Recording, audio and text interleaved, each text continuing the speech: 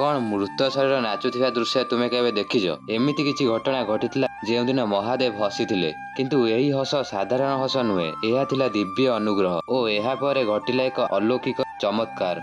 जड़े भक्त थिले अनन्य अटूट भक्तिर मूर्ति। तांका सारा जीवन शिवं पई उपहार थिला भजन तांडव श्रद्धा। से दिन राति घरे तांडव करुथिले।